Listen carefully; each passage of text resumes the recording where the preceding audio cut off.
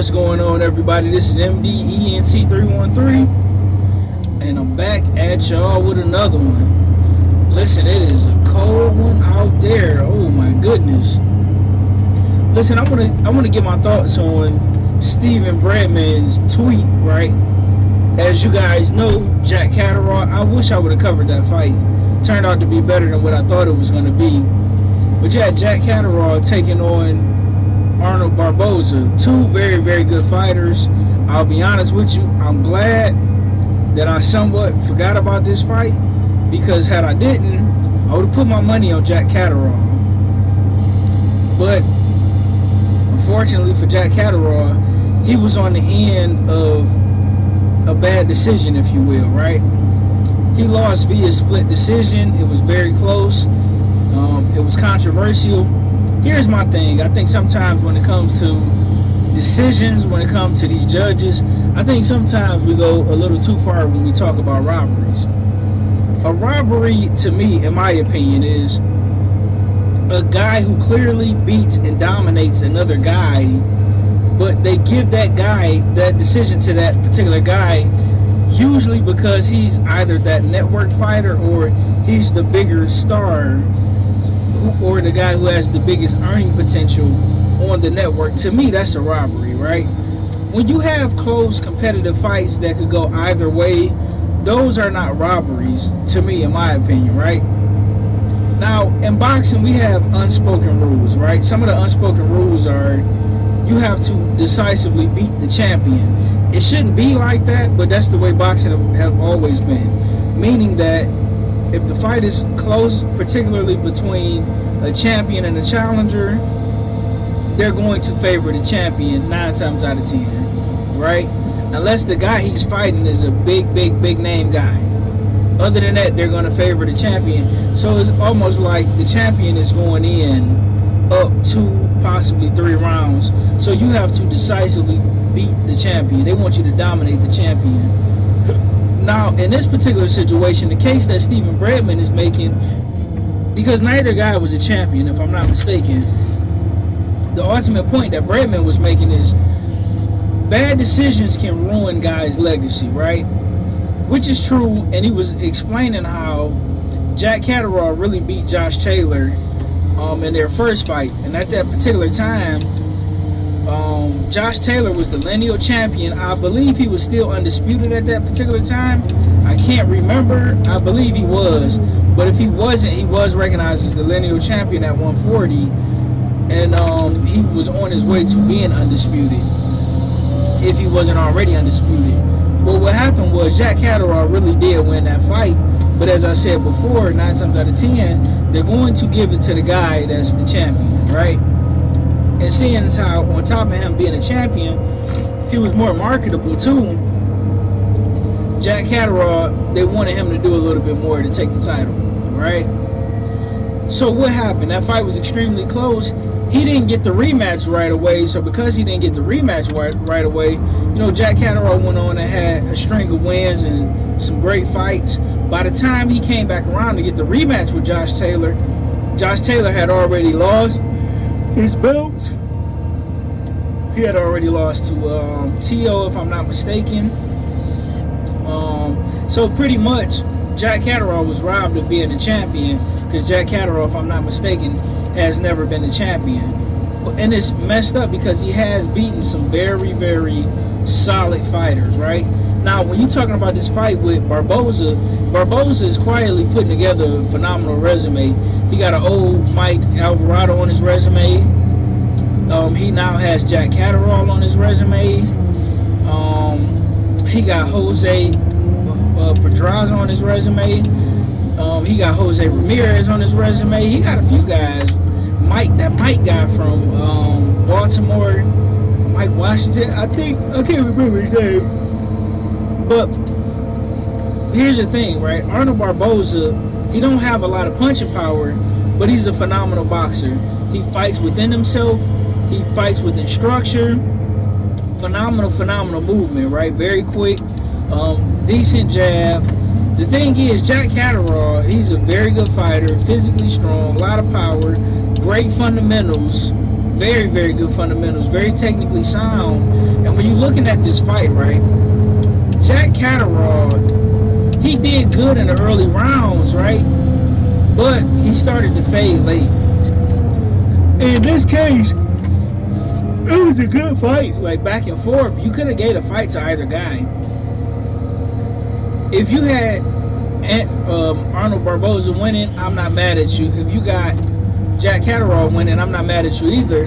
Because the truth of the matter is, this fight was Jack Catterall's to win. He had every opportunity to win this fight. He had Arnold Barboza on the ropes.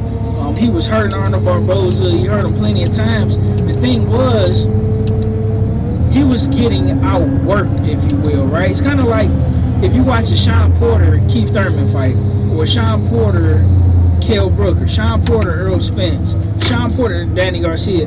It's going to come down to, what do you like more? Do you like the harder, cleaner, more effective punches by the other guy, but he's not landing nowhere near as often? Or do you like the activity and the work rate of Sean Porter, right? And that's how this fight was. It's no different than Andre Ward, Sergey Kovalev. Like, which one do you like more, you know, in that particular fight? But me personally, I had it a draw. Neither guy really separated himself, to me, in my humble opinion. I think Jack Catteral, he did good in the early rounds, some of the middle rounds.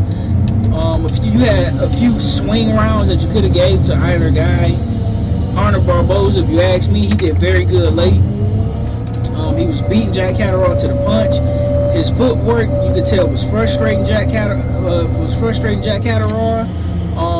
When he was stabbed to the body, you know, he would get Jack Catterall's attention. But like I said, in the early rounds, man, Jack Catteral, I think he was dominating Arnold Barboza. He was hurting him. He was standing him up with the jab. He was controlling range. He was controlling distance.